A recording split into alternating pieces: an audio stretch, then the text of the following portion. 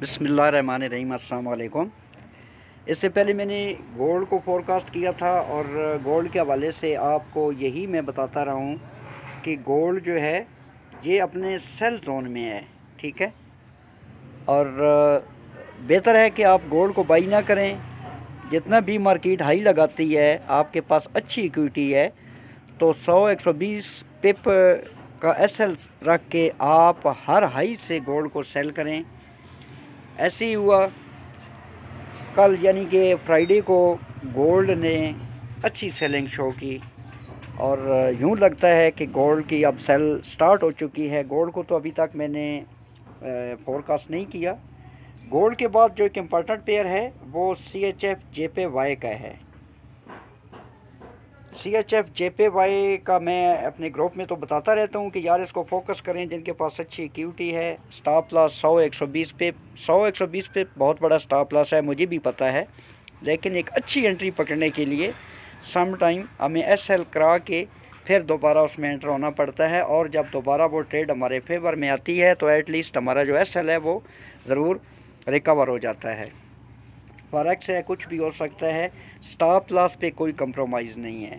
तो CHF JPY को देखते हैं। CHF JPY का ये एक लेवल है, ठीक है, ये वाला लेवल, और ये लेवल है 149.830 से लेकर 149.720, ठीक है, ये वाला लेवल। ये वाला लेवल मार्केट ने क्रिएट किया है H1 के टाइम फ्रेम पे। ये H1 की कैंडल गई, रिजेक्शन मिली, फिर प्राइस ऊपर गई, रिजेक्शन मिली और डाउन आई। डाउन आने के बाद ये वाला लेवल जहाँ पर मैंने TP1 सेट किया हुआ है, अगर हम सेल की एंट्री लेते हैं तो ठीक है, अगर हम सेल की एंट्री लेते हैं तो उस सूरत में यहाँ पर हमारा TP1 होगा, ठीक है, ये हमारा TP1 है। और इस लेवल से प्राइस ने दोबारा सपोर्ट ली। ये देखें, यहाँ से रिजेक्शन लगी प्राइस को, फिर यहाँ से रिजेक्शन लगी और इस लेवल की ऊपर कैंडल आकर क्लोज हो, ये वाली जो सेल की कैंडल है। फिर अगली कैंडल बनी, इसको यहाँ से पुल बैक मिला और इस लेवल की ऊपर मार्केट अप साइड को गई, फिर नीचे आई, लेकिन सपोर्ट इस लेवल के ऊपर ही मार्केट ले रही है। और ये लेवल है जनाब 148.920 या 910, आप अपने जहन में रखें, ठीक है। यहाँ से प्राइस ऊपर गई, जब ऊपर गई तो यहाँ पर डेफिनेटली जब ये बाई की कैंडल बनी तो लोगों ने यहाँ से CHF JPY को बाई किया होगा और डेफिनेटली इस विक के नीचे अपना SL रखा होगा, ठीक है। इसलिए मैं आपको कहता हूँ कि सपोज़ ये एक इम्पॉर्टेंट चीज़ है, आपने इसको गौर से सुनना है और देखना है कि ये देखें, ये जो लो लगा है, ये वाला लो लगा हुआ है, ये करंट लो, इस लो से पहले ये लो लगा है, ठीक है। अब ये लो लगा है 148.906 है, आप इसको 910 कंसिडर करें, ये लो लगा है। और मार्केट ने SL करने के लिए 148.798 यहाँ तक का लो लगाया है, 148.800 या 798 यहाँ तक लो आई है, SL किया है और प्राइस सीधा ऊपर गई, यहाँ से लिक्विडिटी ग्रैब हुई, ठीक है। जब इस किस्म की आपको कैंडल मिलती है ना, इस किस्म की, ये डोजी टाइप, तो आप अपने एंड पे भी एक छोटी सी एंट्री ले सकते हैं, ठीक है। अगर लेवल्स का आपको अंदाज़ा है तो आप एंट्री ले सकते हैं। अब सम टाइम क्या होता है कि प्राइस एग्जैक्ट उस लेवल तक नहीं जाती। कल गोल्ड का एक सिग्नल मैंने बाई का दिया था तो उसका TP हमारा ऊपर था, ये हमारी लास्ट बाई थी, ठीक है। मगर क्या हुआ कि प्राइस एग्जैक्ट उस लेवल के लो तक नहीं गई। ये लेवल है, ये लेवल का लो है और ये लेवल का हाई है, ठीक है, यहाँ तक नहीं गई और उससे पहले ही वापस आ गई, यानी कि उस लेवल को टेस्ट करने में नाकाम रही। जैसा कि ये आपके सामने है, ये एक मोमेंटम कैंडल बनी है, ठीक है, बाई की, लेकिन इसने इस लेवल को टेस्ट नहीं किया क्योंकि यहाँ पर लोगों ने अपने TP लगाया हुआ था। फिर सेल की कैंडल बनी, और उसके बाद अभी सेल की कैंडल ये वाली बन रही थी, जब मार्केट क्लोज हुई तो इसको पुल बैक मिला। अगर एक ट्रेंड लाइन भी हम यहाँ से ड्रा करें तो आप देख सकते हैं कि प्राइस इस लेवल के लो से अब डाउन ही आ रही है, ठीक है। अब मंडे वाले दिन पॉसिबल है कि क्योंकि इस कैंडल को पुल बैक मिला है, ठीक है, तो ये कैंडल जो है इस ट्रेंड लाइन के ऊपर ओपन हो और ये वाला जो लेवल है 149.820 वाला, इसके ऊपर प्राइस जाए, पॉसिबिलिटी है कि प्राइस इसके ऊपर जाए और यहाँ से इसको रिजेक्शन मिले। जब उसको रिजेक्शन मिलेगी तो फिर जहाँ पर उसकी वीक होगी, सपोज जैसे ये वीक है, अब रिसेंट वीक जो है वो ये है, मैं ये थोड़ा सा आपको जूम करके बता देता हूँ कि हमने अपना एसएल कैसे सेट करना होता है। ये देखें, ये है, ये हाई है, वीक हाई, और इसके ऊपर 100-120 पॉइंट ऊपर ये थोड़ा सा इतना करके, ठीक है, ये अगर यहाँ तक है तो आपने यहाँ तक इसको इसके ऊपर यानी कि 50 पेप आप ऊपर रख लें स्टॉप लॉस, तो फिर इंशाल्लाह आपका जो है वो एसएल हिट नहीं होगा। जब एग्जैक्ट इसके ऊपर हम एसएल रखते हैं तो हिट हो जाता है। 50-60 पेप आप ऊपर जो है ना वो अपना स्टॉप लॉस रखा करें। अच्छा, ये हो गया एसएल। अगर तो आप एसएल एग्जैक्ट यहाँ पे रखते हैं तो वो हिट होता ही होता है। आपने क्या करना है कि 50-60 पे आपने एसएल ऐसे थोड़ा सा ऊपर करके रखना है ताकि प्राइस अगर आए भी तो आपका एसएल ऊपर हो, आप बच जाएं। अब इसकी एग्जांपल मैं यहाँ पे आपको देता हूँ, ये ले। बेहतर तो ये है कि जो रीसेंट लो लगा हुआ है उससे पहले जो लो लगा है वहाँ पर आप एसएल रखें, ये आपका सेफ एसएल होगा। अब इसकी एग्जांपल मैं आपको देता हूँ। ये देखें, ये एक बाई की कैंडल बनी, ठीक है, ये एक बाई की कैंडल बनी और इस लेवल से प्राइस ने सपोर्ट ली और बाई वाली साइड पे गई। ये मैं पहले भी बता चुका हूँ, दोबारा आपको बता देता हूँ कि उसके बाद ये वाली जब कैंडल क्लोज हुई, ठीक है, तो डेफिनेटली जो बायर्स थे उन्होंने यहाँ से बाई किया और उन्होंने अपना एसएल कहाँ पे रखा, इस विक के नीचे, ठीक है। जाहिर है ये लो है तो लो के से थोड़ा सा नीचे इतना उन्होंने रख लिया होगा। तो प्राइस ने क्या किया, ये वाली बाई की कैंडल बनाई, उसके बाद सेल बनाई और इस लेवल को ब्रेक तो खैर नहीं कर पाई ये वाली कैंडल की प्राइस, लेकिन एसएल उसने ज़रूर हिट किया। ये आप देखें, ये लो था, ठीक है, इस लो के नीचे प्राइस आई। इवन ये वाला जो लो था, ये आप ज़रा गौर से देखें, मैं उसको जूम कर लेता हूँ आपको समझाने के लिए कि हमारे एसएल हिट कैसे होते हैं। अब ये प्रीवियस लो लगा हुआ था, ठीक है, रीसेंट लो ये था मार्केट का, ये वाला, और जो प्रीवियस लो था वो ये था, ठीक है। ये आप क्लियर कट आप देख सकते हैं कि अगर किसी ने प्रीवियस लो पे भी अपना एसएल लगाया है तो मार्केट ने उसका एसएल हिट किया है। वेरी वेरी इंपॉर्टेंट पॉइंट है, इसको तवज्जो से देखें, गौर करें और समझें। ये भी स्टॉप लॉस हिट हुआ है अगर इतना भी आप एसएल लगाते। इसलिए मैं आपको 100-120 पेप का एसएल बताता हूँ, ये एक सेफ एसएल होता है। अच्छा, अब क्या हुआ कि यहाँ से मार्केट ने लिक्विडिटी ग्रैब की, ठीक है, ये एक डोजी टाइप कैंडल बनी। जब इस किस्म का सिनेरियो आपको अपनी चार्ट पे नज़र आए तो आप अपने एंड पे भी एंट्री ले सकते हैं।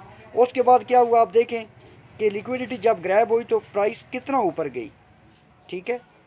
गो कि लोगों ने यहाँ पर अपना टीपी सेट किया हुआ होगा, जैसे मैंने कल एक बाई का सिग्नल दिया था तो प्राइस अप साइड को लेवल को नहीं टेस्ट कर सकी बल्कि उससे नीचे ही वापस हो गई और फिर सेलिंग स्टार्ट हो गई।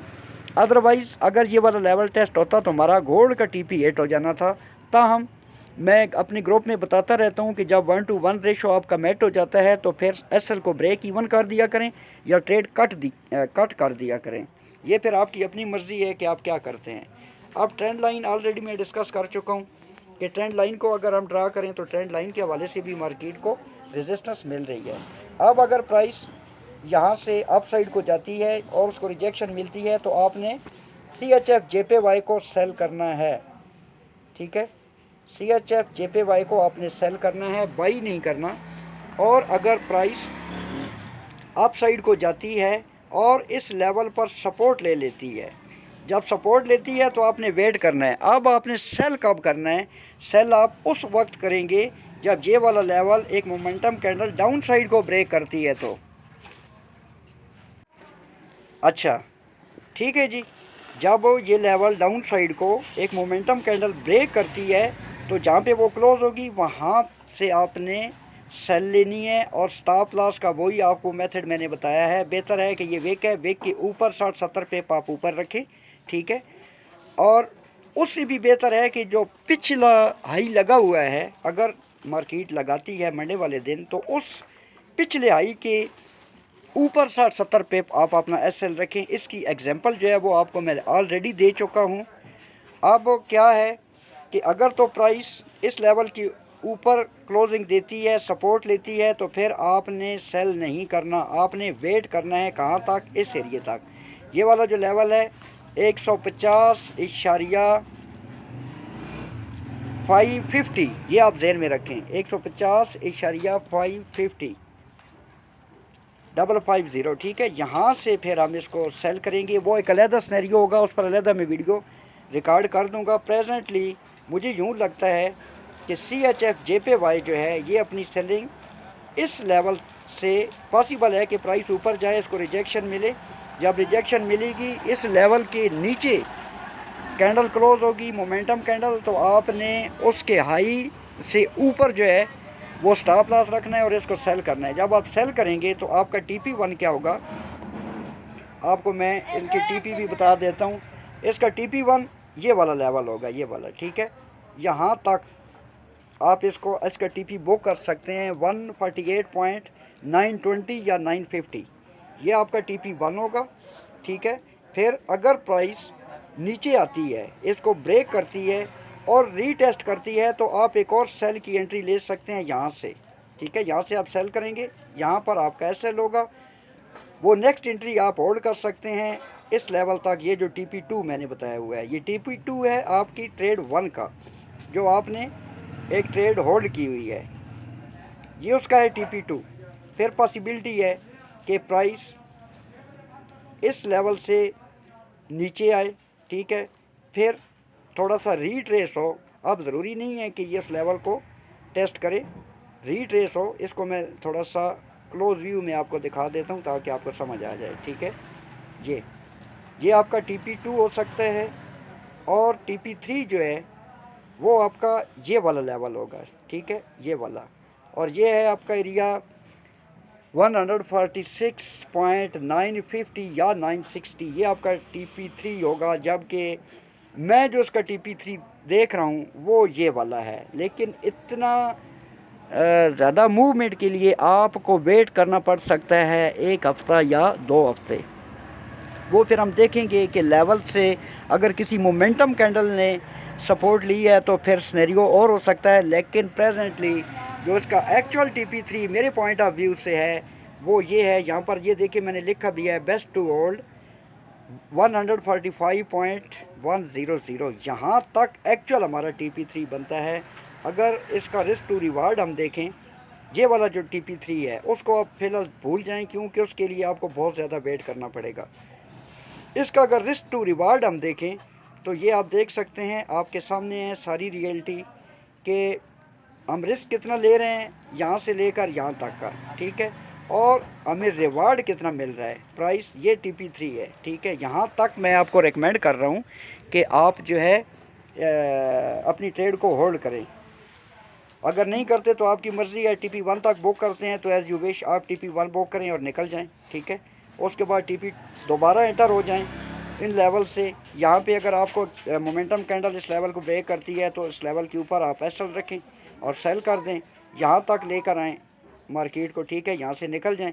अगर होल्ड करना है तो होल्ड करें। लेकिन ओवरऑल CHF JPY अब मुझे सेल में लग रहा है, तो आपने CHF JPY में सेल की एंट्री फाइंड करनी है। बेहतर है कि भाई आप ना ही करें। अब एसएल हमारे क्यों होते हैं डिटेल में मैंने आपको बता दिया है। उम्मीद है कि आपको समझ आ गई होगी। अब ये सारा सिनेरियो है, आप इसको देखें कि एंटर आपने कब होना है, एग्ज़िट आपने कब होना है। ये एक एंट्री आपको मैंने दे दी है जिसके तीनों TP3 ये वाला आपको मैंने दिया है, जबकि मेरे पॉइंट ऑफ व्यू से हमारा TP3 ये बनता है, लेकिन इसके लिए हमें बहुत ज़्यादा वेट करना होगा।